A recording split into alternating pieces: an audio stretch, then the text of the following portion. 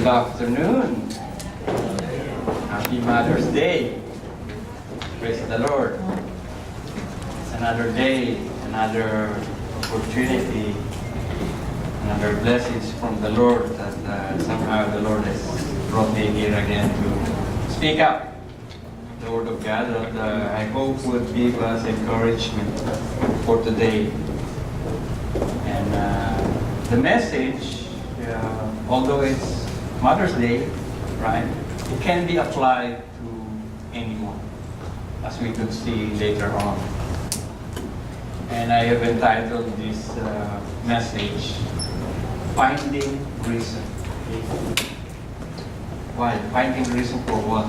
Finding reason. You know, when we face difficulties, when we face troubles, when we face hardship, sometimes it's so difficult to find reason to move on. Right? We are all like so weary and we just want to give up. I hope we will find the reason for today. And this is found in the book of Ruth. I would like to read chapter 1, verse 1. And this is what it says. And now it came about in the days when the judges governed that there was a famine in the land. And a certain man of Bethlehem in Judah went to sojourn in the land of Moab with his wife and his 2 sons. Let us pray. Father God, again, O Lord, we are blessed as you gathered us in this place to hear and listen from your word. I pray, O Lord, that you would guide my lips. I pray, O Lord, you grant us wisdom and understanding as we, Lord, listen to this message and learn from it. May your Holy Spirit guide us in all the truth, O God. And I thank you, Lord God, for this opportunity as you gathered us to celebrate Mother's Day today. Again, this we pray in Jesus' name. Amen. Amen.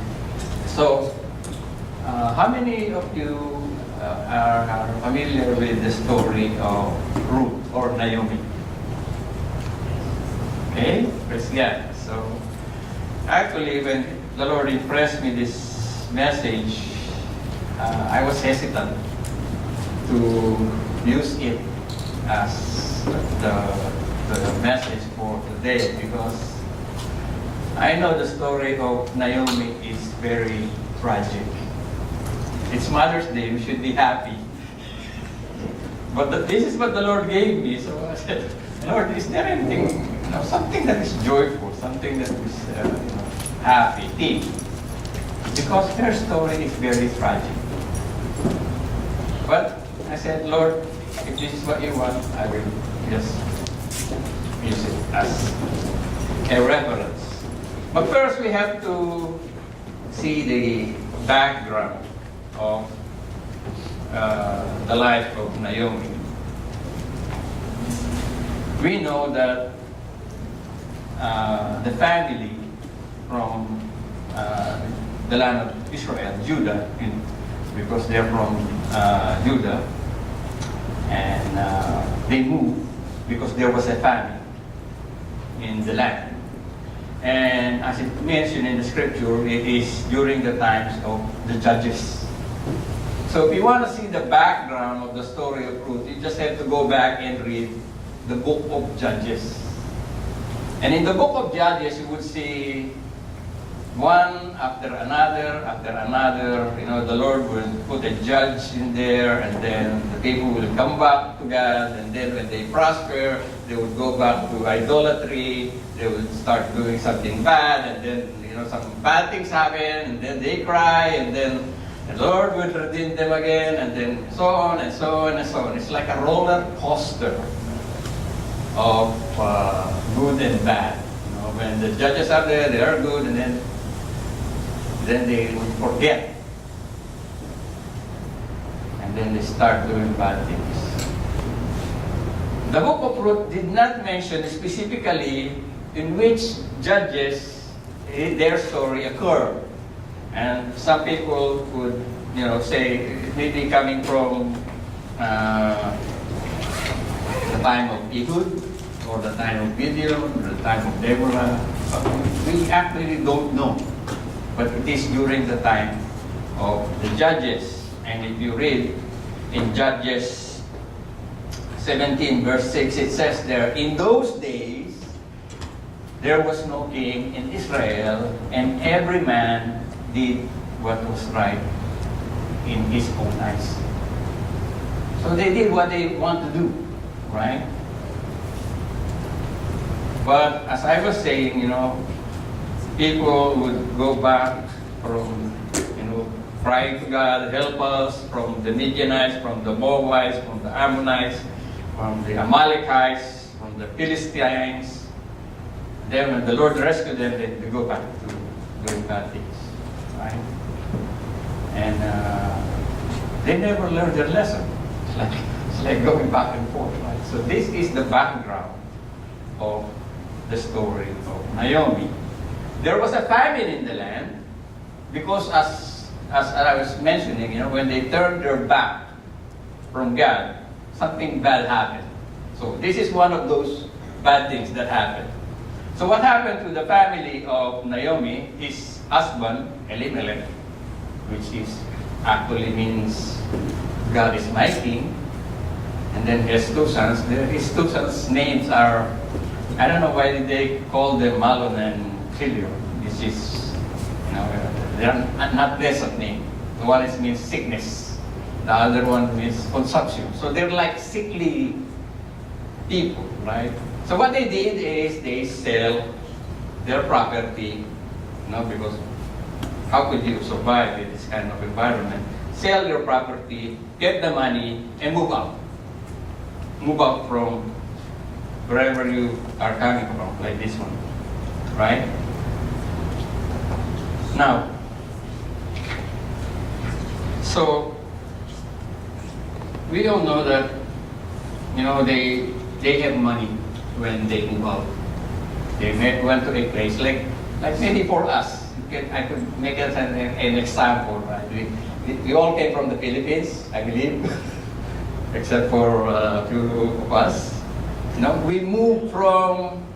We think that we are moving from a maybe good to a better place, or from a bad place to a, more greener pasture, right?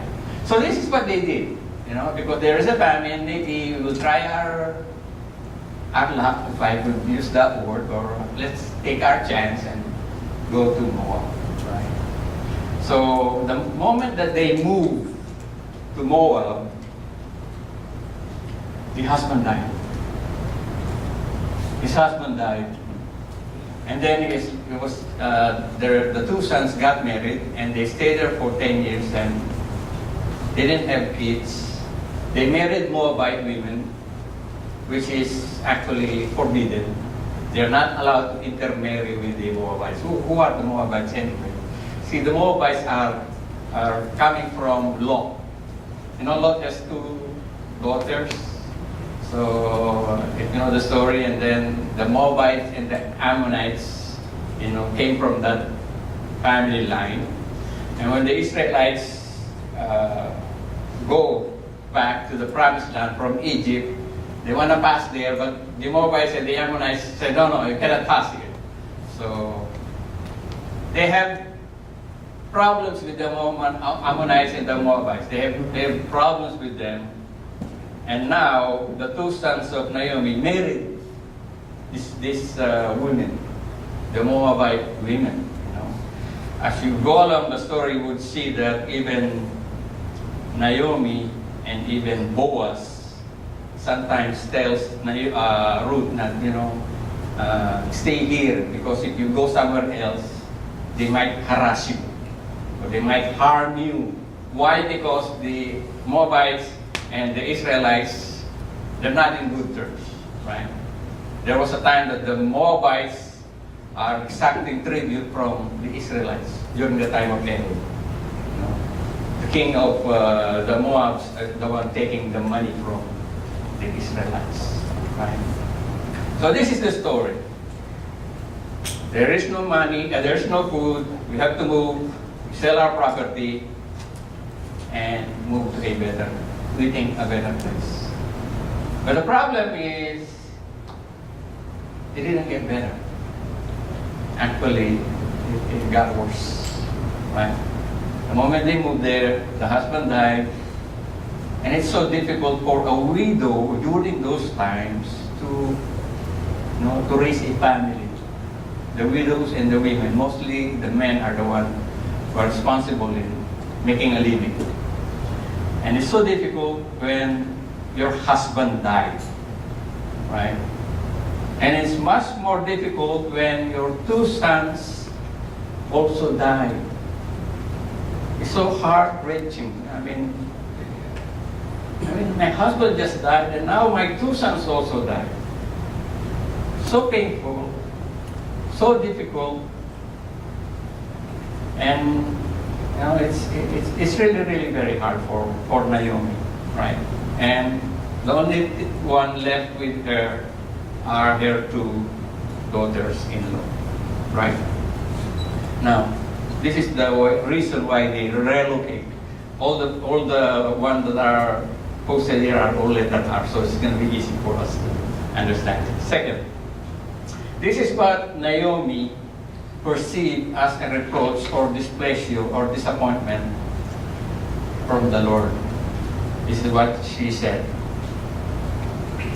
As I mentioned, chapter 1, verse 3 to 5, his husband Elimelech died, and the two sons got married, and the wives are Orpah and Ruth. They live about 10 years, and after that, the two sons also died. So Naomi was crying, or saying to God, the Lord's hand has gone against me. The Lord's hand has gone forth against me. This is what she was saying. And then she also said that, don't call me Naomi, call me Mara. By the way, the name Naomi means sweet or pleasant. That's the name of Naomi. My daughter actually is Naomi. Name is Naomi. So, it means pleasant and sweet. Well, when they were saying Naomi, she said, no, don't call me Naomi, because, the things that happen in my life, they are not pleasant. You might as well call me Mara, where the Maria word came from. Mara. Mara means bitter. Right? Bitter. The Almighty has dealt very bitterly with me. That's what she said. And then in verse 21, she said, I went out full, but the Lord has brought me back empty. Why do you call me Naomi, since the Lord has witnessed against me, and the Almighty has afflicted me? That is what she's saying. The Lord has afflicted me. I have lost favor from God. Right? So don't call me Naomi anymore. Just call me Mara. So there is pain. There is heartache in Naomi's life. She said, I left Israel, I left Judah. I was poor, I have money, thinking that I will have a better life in Moab, but now that I came back, I'm empty. I have no money, I have no husband, and I have no children. Zero. The only one left are her two daughters-in-law. Right? But as we can see from the story, Naomi told the daughters, what can I do? Right? And he was setting a lot of scenarios. Right? Sometimes we do that too, If something bad happened, we create scenarios. What if I do this? What if I do that? What? Maybe this, maybe that. We make a lot of scenarios maybe to get away from that situation. And Naomi is not different, and she was saying to the daughters or daughter-in-law, he said, you better return to the place where you were living in Moab, why should you go with me? Have I yet sons in my womb, that they may be your husband? Like, if I'm gonna get pregnant today, are you gonna wait for my son? I don't even know if it's gonna be a son or a daughter. You're gonna wait? You're gonna be too old for that. And then she said, I'm also old, right? I'm too old to have a husband, to start all over again. And if I said I have hope, or even have a husband tonight, and bear a son right away, would you therefore wait until they were grown? Right? It's meaningless, right? Would you therefore refrain from marrying? It is better to go back to where you came from and marry there and have your own family. You can see that the relationship of Naomi with her daughters-in-law, it's a good relationship, right? So to those mothers here who have sons, okay, treat your daughter-in-law nicely. Because there is a history of daughter-in-law and mother-in-law always clash. Right? I have one friend, and when he got married, he's a Christian. When he got married, they're all Christians. When he got married, he asked me for advice, and I only told him one advice. The moment you get married, get out of the house. Get out of the house. I told you, in a beehive, there is only one queen. If you put two queens, they will kill each other. So, he didn't listen to me. The wife, the husband, the father, and the mother-in-law, they stayed in one place. I think first year was okay, second it got becoming annoying. And then after many years, then he came back to me. No, Brother Willie, I should have listened to you. But as I was saying, to those mother-in-law, or to those mother who have sons, treat your daughter-in-law nicely. And to those ladies here, treat your mother-in-law, your future mother-in-law, nicely. It's just my advice. Right? Here, the relationship between mother-in-law and the daughter-in-law, it's a very good relationship. Somehow, the daughters realize that, Naomi is a nice person. She's a godly woman, actually. And she didn't even force the Moabites, to embrace their religion. It's just the daughters realize it, by seeing Naomi as an example. So, just a reminder for us. So, that's what happened. Naomi felt so hard, so bad, a lot of pain, said, I have lost favor from God. I've lost everything. Right? Now, this is what she said. The hands of the Lord is gone forth against me. The Almighty has dealt bitterly with me. The Lord has brought me back empty and has witnessed against me and has afflicted me. You could see from the statement that there is hurt inside the heart of Naomi. Now, they decided to return. So, the return. So, what's the first one? Relocation. Second, reproach. Third one is they decided to go back. Why did they decide to go back? They decided to go back because they heard that there is prosperity, there is plenty in the land of Israel. They heard the news that the Lord has visited these people and has given them food. The famine is already gone. Right? As I said a while ago, there's a roller coaster. When they cry to God, the Lord would, help them out. So somehow there is plentiful of food. And Naomi has nothing. It's gone. Money is gone, family is gone. And the other daughter-in-law went back, but Ruth stayed with her. She said, no. And there was a famous phrase in there. Your God will be my God. Where you live, I will live. And where you die, I will die. You know, sometimes, you know, they are using this passage for a couple, you know, for a man and a woman, right?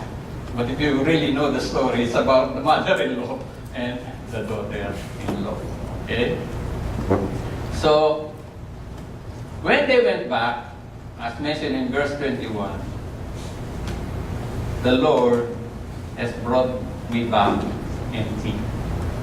All the money, all the proceeds from the selling of the property is gone.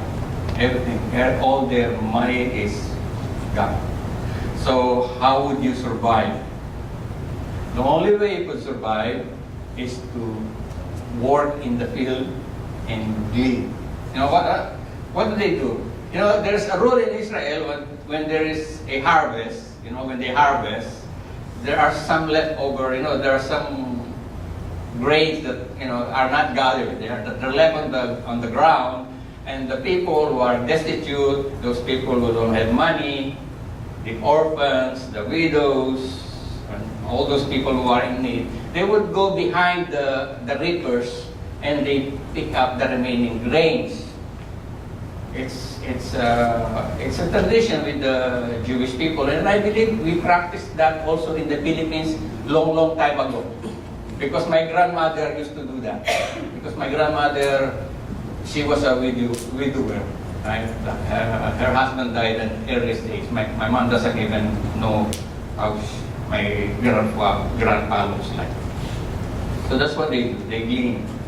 And that's the one that they collect, and then they remove the shaft, and then that's the food that they would have. But it's a hard work. Very, very hard work. So you have to stay under the sun the whole day. If you read the story, Naomi spent the whole day actually and only rested for a few hours, just gleaning. And then somehow Boaz, you know, noticed her, and start talking to her and said, you know, I heard about this woman. I heard about this woman. This is the daughter-in-law of Naomi. I heard positive things about this woman. And because Boaz is a relative, so he said, okay, let's help this woman. So just intentionally leave some of the grains behind so that she could pick them up. Right? So that's how it is during the harvest. So, okay. Because of that, Naomi was so happy and brought some food. And then Ruth, and Naomi realized that, you know, it was Boaz. And then she said, Boaz is a relative of ours. She's a relative of ours. I don't know if you have watched rendition or movie of this story, Ruth. And you would see it's like a love story. Boaz, you know, fell in love with Ruth because she was beautiful. But as I read the story, I don't see that actually. I don't see it. What I see is a godly man who does what is right and who does what the Lord commands. He didn't even take advantage of Naomi. She just noticed Naomi because of what people said about her. It's not because she's beautiful, she's young. At this time, we know that Boaz is an old man, like older man, right? That's why he said, you know, instead of looking for a younger man, you have chosen an old man, right? Boaz didn't even take advantage of that. And even the right to redeem, the right of redemption or the kinsman redeemer position, she didn't even like rush to, okay, oh, this is a beautiful lady, I will take her for myself. She didn't even do that. She even said, I can do it, but I'm not the nearest one, right? So I have to, do it the right way and find the nearest one. Now, the key to the restoration of Naomi's life is in the kinsman redeemer. And what is a kinsman redeemer? It's actually in the Old Testament or in the Pentateuch, right? Is a male relative who, according to the various laws, had the privilege, here it says privilege, but I find it more of a responsibility rather than a privilege. To act on behalf of a relative who was in trouble or was in danger or in need. The Hebrew term is goel, or kinsman redeemer, and designates one who delivers or rescue or redeem property or a person. So how does it work? This is how it works. When a person sells his property, in Israel there is no like fix, like here, if you sell your property, it's gone. In Israel it's not like that. If you are in the tribe of Judah, you sell your property, at the time of Jubilee, they should return the property back to you. Like, after 50 years, it comes back to you, right? Unless somebody redeem it for you. Like a close relative would pay whatever is the remaining years, and then you could take back the property. So there's no perpetual poverty supposed to be in Israel, because if you sell your property in 50 years, it will come back to the family. Right? So it's nice, right? If you have a property, you sell it, then after 50 years, it will come back to you. You don't need to pay for it. Right? What they are actually paying is the time you are using the land. When you buy it, you put crops in there, and whatever you harvest, it's yours. That's what they are paying, not the actual land. Again, what else does it do? A kinsman redeemer is also responsible to avenge the death of a relative. Let's say somebody murdered one of your relatives. It's your responsibility to avenge the death of that relative of yours. So you have to chase the guy who killed the other relative of yours. Considering that is not, he was killed in a bad way. Now, another thing is that a kinsman redeemer would do is to marry the wife of a relative.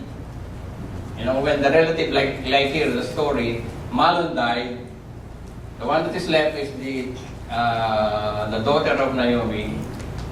The kinsman's redeemer responsibility is to marry the wife of the late relative, and the first son would carry the name of the deceased father. So what happened is, the first baby, the first male son, would be under the name of the late. And it's not going to be carrying your name, it's going to be carrying the name of the late husband. That's how it is, that's how it works. That's why in the story, if you see it, the other guy changed his mind. When they were talking about the property, the guy is interested. Yes, I will redeem it. I will. So, how does it work? It depends on your translation. This is what happened. The property that they sold when they left for Moab is in another person's hand. Now, when Naomi went back, after, let's say, 10 years, went back, the property is still owned by the person whom they sold it, right? They still have 40 years, let's say 40 years, before it's gonna be given back to them. So that is the one that they were looking people to redeem. So what the kinsman redeemer is gonna pay for the remaining 40 years so that Naomi can get back that land. And whatever, like the son, if they're gonna produce a son, the marriage between Naomi and Ruth, the son would be the one who will be keeping that for the sake of the late husband's name, Malo, right? So that's why, if you look at the story, the other person is reluctant. I don't want to do it. I'm going to lose my name, right? So the story here, the restoration, the key here is the kinsman redeemer. The key person here is Boaz, a kinsman redeemer. So now, as I was saying, it is very important to know that there is another kinsman redeemer in our time. And that is our Lord Jesus Christ. You know, our Lord Jesus Christ is the perfect example of a kinsman redeemer. A person that rescues, a person that saves. As I was saying a while ago, the meaning of a kinsman is somebody who rescues a relative, somebody who helped, who avenged. And in this story of Ruth, as you could see from here, the change in the life of Naomi, and the key here is the kinsman redeemer. The turning around of the life of Naomi from emptiness, from wretchedness, from pain, from heartache, is because of that kinsman redeemer. The one that turns her life around. Naomi didn't even see it. She didn't even see it coming. Because in her scenarios, this is not part of it. She didn't know, right? It just happened. So what can we learn from this story? What can we learn from this story? Sometimes we create scenarios and try to get out of some situations. But we forget, that there's a God that we could rely on. A God that we could call upon on. Right? We have a Redeemer. A person that would, save us and rescue us. And something I just remembered a while ago, I was talking that, to lose a son or a daughter or a child is heart-wrenching. It's so difficult. I don't know if there's somebody here who have lost a son or a daughter. But something came out to me that there is something that is somehow more painful than losing a loved one. And that is when your children tells you that I don't believe what you believe, Dad. I don't believe what you believe, Mom. It's so painful. When your children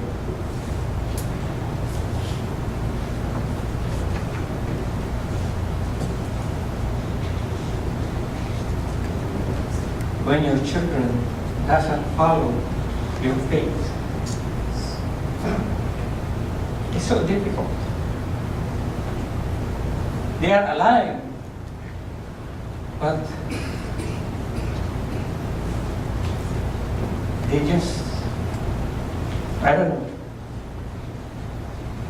It's more painful because you see that they are alive, but you see in their life that they do not regard the Lord. You don't see it in them. Even it is sad, sometimes difficult painful, we should not lose hope. Not in this story. We should not give up. No. We should continue to plead before the Lord for loved ones that has not yet known the Lord. It's not too late. God has many ways. His ways are not our ways. We just have to trust God. He could turn around things in our life. Like in this story. You see the tree? The tree is cut down. You think the tree is dead already. You realize that there is still life in the tree. So, I hope, brothers and sisters, to those who are in pain today, mothers, or even fathers, to those who are hurting, I pray that we may find rest in our truth revealed in the hands of our mighty God, in the hands of our Lord Jesus Christ, who gave His life for you, for me. Let's pray. Father God, again, O Lord, we are blessed to once more remind us of the truth, O Lord God, that you know our pain, you know what we are going through.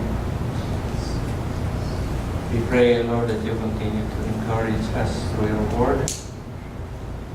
Pray, Lord God, that you continue to grant us the strength to move forward and to continue to serve you and honor you with our lives.